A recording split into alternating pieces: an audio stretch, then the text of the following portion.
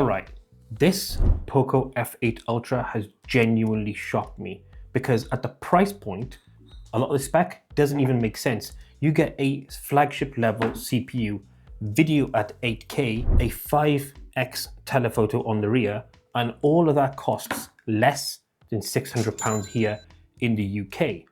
So the question is this Poco F8 Ultra the return of what made the Poco phones truly great? On the performance front, it continues to get better and better because you can get up to 16 gigabytes of RAM with 512 gigabytes of storage, and that's UFS 4.1 storage on top. And then internally, it's powered by the Snapdragon 8 Elite Gen 5. So when you benchmark this on Geekbench, you get that bleeding edge top level performance, but you're only really gonna see that in the real world terms in things like gaming.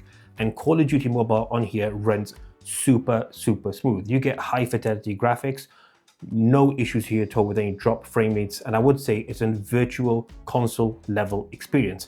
But you can amplify that even more and take it up another notch if you enable something called Wild Boost mode. Now this allows you to add extra performance, extra graphics, extra FPS without the crashes and drop frame rates into your gaming experience. And the gaming experience as a whole is absolutely top tier. Contact with enemy. Target down! Reloading! Cover me! Changing mag! Cover me! Target down! Changing mag! Cover me! Enemy down! The OS that powers the 8 Ultra, or F8 Ultra to be exact, is HyperOS 3. Now there is no real dramatic huge change like you did see with iOS 26 this year. This is more of a refinement. However, it does borrow some key elements out of iOS, things like its dynamic island and its more, let's just say, glassy-like look at times, especially things like its customization options, which is not a bad thing because the implementation here is very good. Also on the OS front, which is really nice to see, 4 software updates, major ones, 6 years of security updates. So that is right in line with what you'd expect from a flagship level phone-ish, although maybe a couple of years behind on things like your Samsung, Google, or your Apple devices, which is absolutely fine. Now on the AI front, you do get a lot. Now, some of the highlight features we see may want to highlight is a couple. One is called AI subtitles. So if you use this on YouTube videos, if you didn't want to use captions or just any video, for example, that you've downloaded, it will actually auto-generate subtitles itself. It's pretty accurate, but sometimes you do get the odd miss. Other elements of this in AI-wise are really good. Things like AI Eraser Pro, which is just AI Eraser. You can remove objects, but you can either draw or soak around and they'll go. And then AI Expansion, which actually fills in your image and does a perfect job.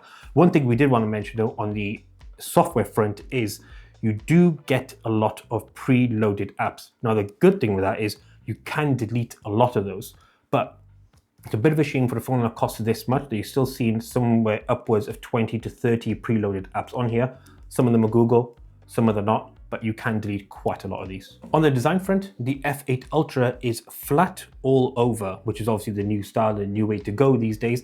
And up front, you get a 6.9 inch, ginormous, 120Hz AMOLED display with 3500 nits of peak brightness. Now, one thing we did want to highlight on the display front, this is an LTPS panel, not an LTPO panel, which means it does not dim all the way down to a single hertz, which is a bit of a shame, but in real world terms, you will never notice. But if you do watch content back on here, which I'm sure you will if you're buying this phone, the display is super punchy, great colors, works fantastic indoors or outdoors in terms of sunlight because of 3500 nits of peak brightness, and it's an amazing experience. You get pretty thin borders all over, not as thin as what we found in the X9 Pro or OnePlus 15, but still pretty slim. And then watching content on here on the whole is incredible. The other side of watching content on here is its battery.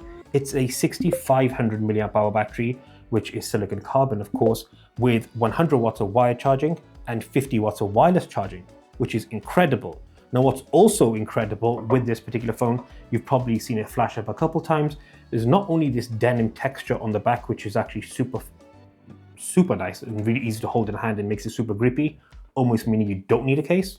We go caseless regardless. But it's this, the integration of a 2.1 surround sound Bose speaker. Now, most of the times people see this and think, that's a gimmick. Trust me, listen, it's not.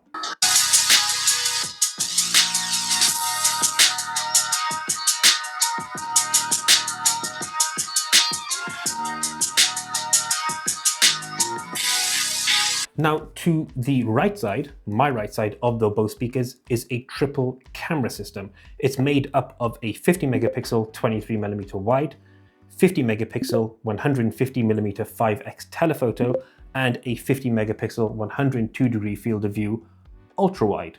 Now that camera setup is pretty sick. Let's break down the performance in detail. First of all, starting off with our wide lens, output here is very detailed with well-balanced colors. They're rich in detail as well with really good dynamic range, which is well developed and a good balance of contrast. The general images look real to life and not overly processed, which is really important. In low light, you maintain a lot of that sharpness and detail around those images, pretty similar to what you find in the day with little to no noise, and does a really good job on not overexposing darker areas, and you still benefit from the right levels of shadows and highlights. The telephoto though is pretty sick. Now this is the start of the show. The 5x telephoto here is without doubt the best thing on this camera system. You get really good quality images with a ton of detail and sharpness and contrasty colors, which is really good. And as you move up the zoom range, it retains a lot of the finer detail, good contrast and colors with strong dynamic range as well. It delivers right to the top tier level. I would say that 5x is right up there with what you're going to get on top tier flagship devices.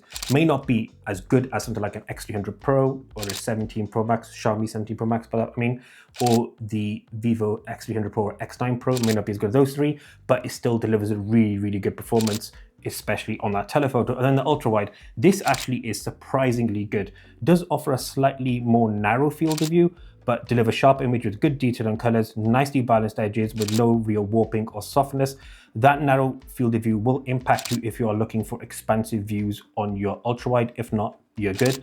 And then video can be as high as 8K 30 and even 4K 120. Output here is really nice with a good amount of detail, well balanced colors and sharpness with it not being overly sharpened or processed. Although I would say 8K video does consume a lot of data on your hard drive, 4K would be the way to go and still does a really good job of retaining all of the quality images. This Poco F8 Ultra is probably the easiest phone to recommend to buy if you're after a flagship level experience all across the board without having to pay £1,000+. Why? Let's touch on a couple of negative points. In terms of throttling on the CPU, that is one thing I would mention is a potential warning sign. We didn't run 3D Mark lifetime extreme tests on this phone, but from what we've seen and read online, that could be an issue when it comes to throttling on the phone. Otherwise, there is really no real issue. The phone runs incredibly well, super smooth, very, very good OS.